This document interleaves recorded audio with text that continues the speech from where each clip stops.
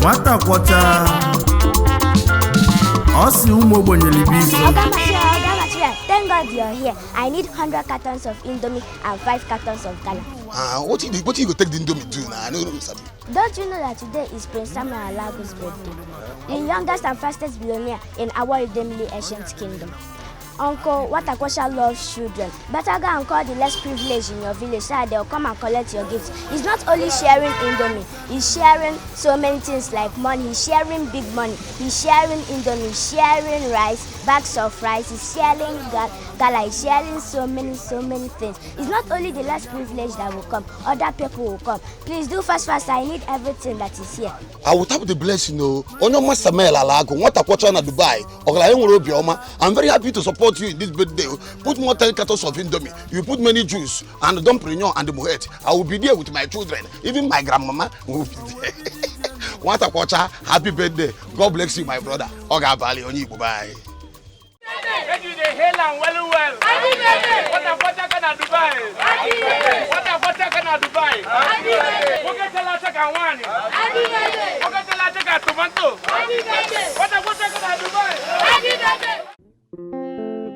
Ụmụ ogbenye si mukene nwata kwọcha na Dubai.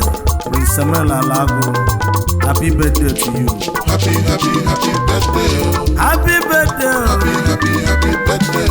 Nwata kwọcha na Dubai. Happy birthday. Happy birthday. Nwata kwọcha. Happy birthday. Happy birthday. Prince Samuel Alago.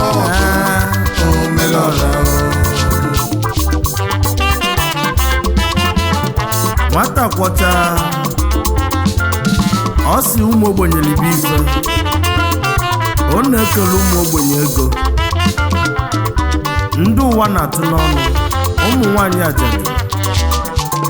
Ndị ahịhịa ọ na-enwe aṅụrị maka nwata kwọcha. Ọ ya adịla na mma. Happy birthday to you. Ofu nwanne na nne ya mụtara amụta n'ụwa wee ba nwa afa.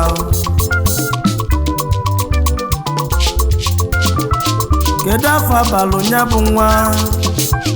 Kedu afọ enyelu nya bụ nwa o?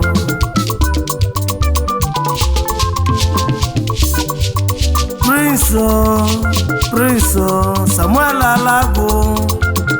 Nwanne na nne ya mụtara amụta.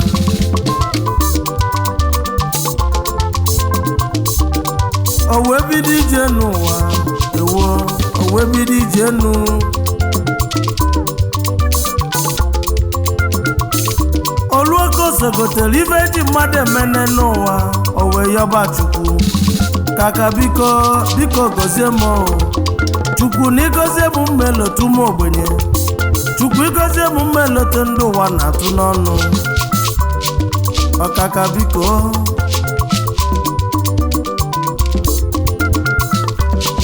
Onu wedaba ọ bụla onu ngozi.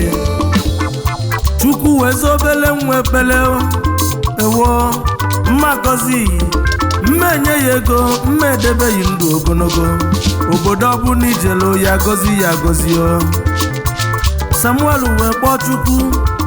Nwata kwọcha ka wee gwaba Chukwu Olise okwu. Ọkaka biko enye na m ego sọsọ m.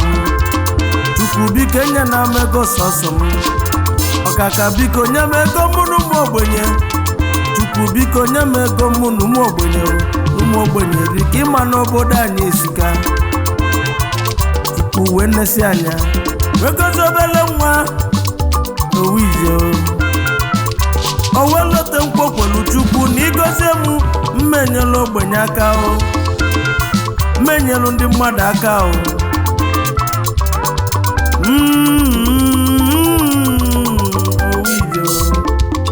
Ụmụ ogbenye nesi anya wee tie nye echichi.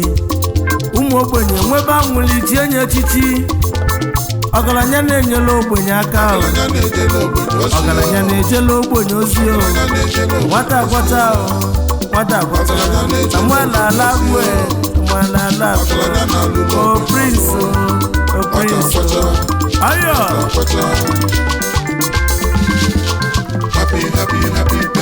Osi ụmụ ogbenye libife. Ọ na-ekele ụmụ ogbenye ego.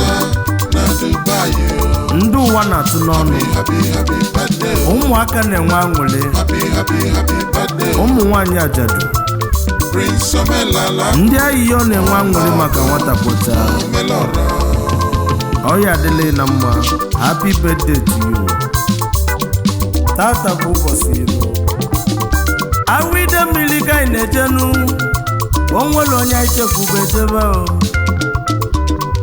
ọsụ lokal gọọmenti ọka nnabata ka nke na-ezi oyima ọgbata ozu ọra mekeneyi nwata kwata odogwu ọyị ụmụaka ụmụ ogbenye nesi anya wee tie ya echichi ụmụaka wee nesi anya wee tie ya echichi ọgaranya na-ejela ogbenye ozi ọgaranya na-alụlụ ogbenye ọlụ ahụ ọyị ụmụaka ijebe ejebe na iyi ejelu ịnaba anaba na iyi analụo ibe mma mmeghi ma ncha ogologo ndụ na-arụ isi ike ego ya ịgbakwa elisi ndị ilo na-atụghị n'ụwa kwa na-abụ ụba ego karịrị amụnso ego karịrị ndị ile ahụ akwa elisi ya ka anyị na-agọrọ iyi n'ụfọ ise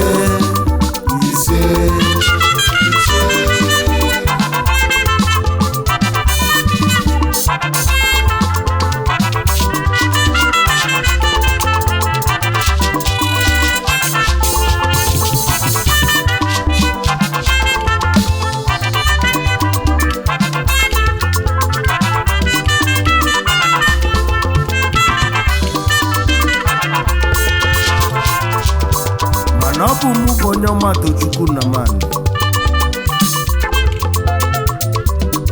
nnụnụ Chukwu bi n'ọzara onye ndị mozi na-agwa okwu egwu a bụ enwe njọ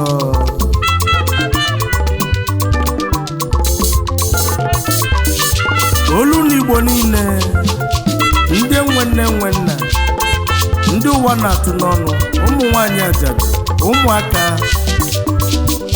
wee sị m nwere egwu a ka m weli awụchibe Prince Samuel Alagụ nwata kwọcha na Dubai happy birthday to you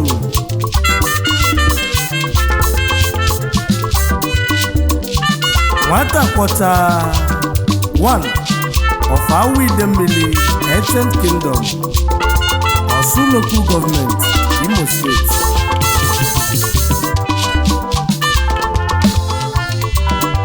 Onginwa bụ Chairman Awidemmili Brothers International United Arab Emirates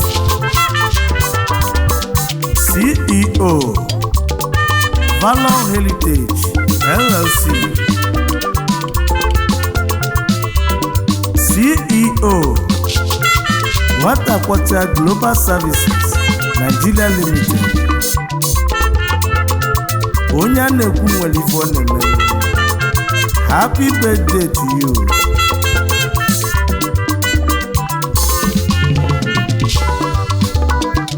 Ọkpata Ozuọra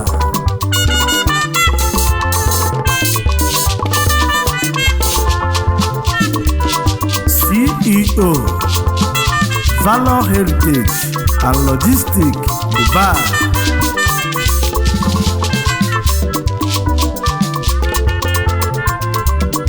nwata kwọcha aka ọsịmụlotele ezinne ya na ọnwụ mere ya ncha anyị ama nji na onye lụrụ ya na ọ nọzi wee si na mma nlote niile maka na otu dike mụrụ odogwu late Chief Clement Alagụ adị ndụ a na-ekwu one of Awidemmili Ancient Kingdom na ezigbo nne ya nwanyị ọma maka na ezinne mụrụ ezi nwanụ Mrs. Salome Alagụ Osodieriakụ ezinne ọma na nwa ya ilotere ilo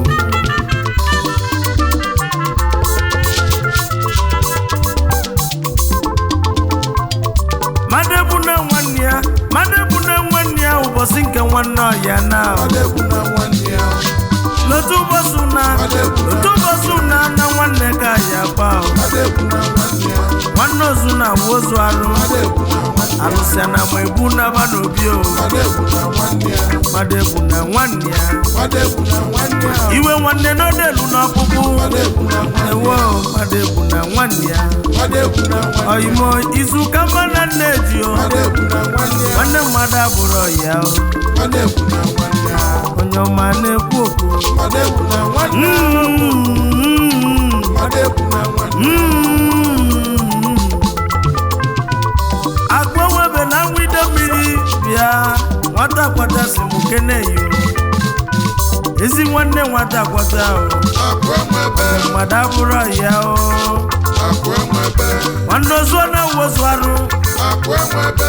chifotido na ala agụ Akụ enwebe. akpọnwebe na nwide mmiri eche nke mgbodogwu akpọnwebe m ekene o akpọnwebe o nwata kwata si m keneli ezi nwanne ya oji mmọnụ nwanne mmadụ abụrụ ya chief chidon ala agụ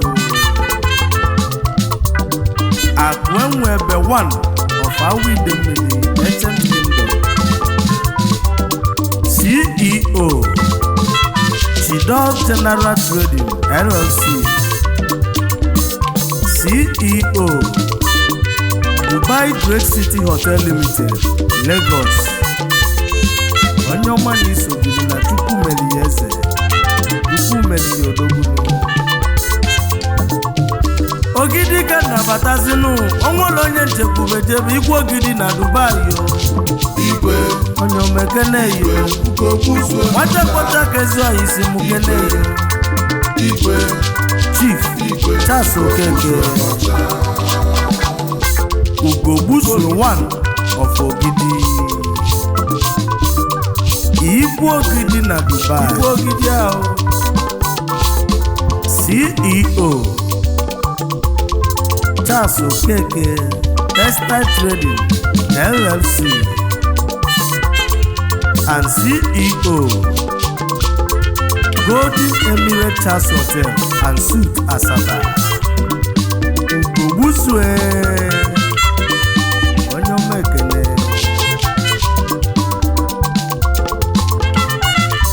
anyị abatazianụ n'ọgbụ anyị chekwube mmadụ bata o nzekeze one of ọgbụ odogwu Prince Ebuka Igbo Buchi onye ọma na-ekene yo Prince Ebuka Igbo Buchi Nzekanze 1 of ọgbụ Anambra State CEO Nates Group Nigeria Limited isobilinu ịmalụ nwata akpọtaka Nwata kwacha. Prince Samuel Alagbo Na Dubai. nwata akpọta ụmụọgọ Nwata kwacha. ọgaranya na-ejela ogbenye ozi Na Dubai. ọgaranya na-alụlụ ogbenye ọlụ a o bute ọrụ ekebe ọkpata ọrụ ekebe Na Dubai. ọya ọya ọya ọya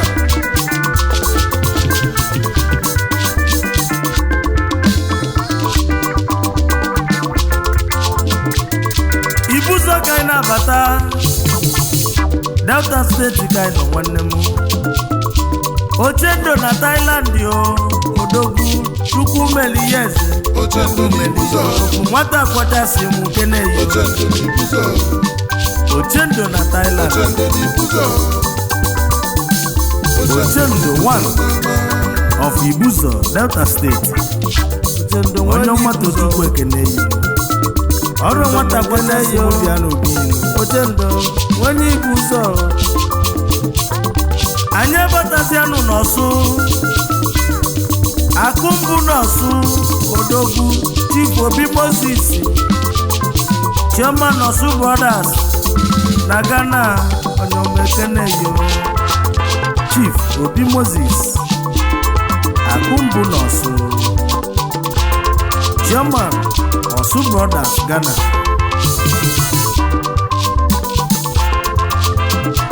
Abia steeti mụrụ okpotokpo nwa Chukwudi Azubike Nwakibie one of Abia Odogwu Chukwu Meliyesi Nwakibie one of Abia State Chukwudi Azubike Odogwu na Dubai Mkpoka ịnabatazinu Mkpo dị na Anambra Akubigio Itego na Philippines Datoka si Odogwu Eze nete na Mkpo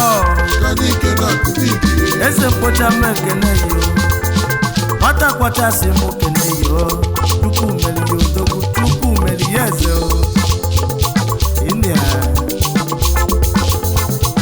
Kene nwata kwacha Kene nwata kwacha o Chidi Ofu omekene yo Haba so Secretary IPOP United Arab Emirates yo Chidi Ofu Secretary IPOP United Arab Emirates Onye mmadụ Chukwu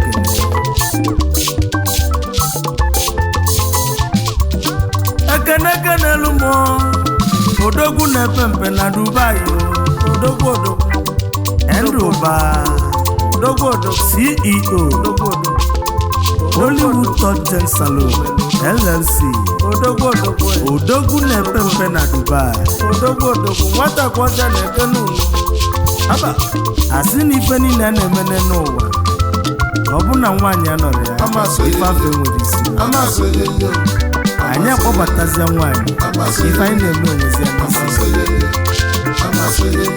anyị ekenezianụ Lady Chinelo Banegwu nwaanyị bụ ihe n'ọsụ onye ọma CEO The Shine Boutique Limited nwaanyị ọma nọ ya balị nwaanyị ọma mekene Amasị nwata kwọta aka si muke n'unu mmadụ ga-eji aka Amasị ma ndị nna kpọrọ abụ na-ewe n'iwe Amasị mmadụ ebika na ndị anyị lote ma ndị anyị na-elotere kwuo ka onye chi ya zere ụlọ nwata kwọta lotere onye ọbụla Oyo Happy birthday to you. Happy birthday to you. Happy birthday to you. Happy birthday. Wata Odogwu. Happy birthday to you. Princess Amala Alago. Happy birthday to you. Happy birthday to you. Happy birthday to you. Obatore Kebe o. Happy birthday to you. Ogaranya na-eje n'ogbenye aka o. Happy birthday to you. Ogaranya na-eje n'ogbenye ozi o. Happy birthday to you. Princess Amala Alago. Happy birthday to you. Omogo. Happy birthday to you. Obi na-adịghị mma. Happy birthday to you. Chukwu nyeli onyinye aka na abụọ. Happy birthday to you. Eze a na-eli ife ọ na-anwụrị ọ. Happy birthday to you. Eze a na-eli ife ọ na-anwụrị nwata akpọta aka.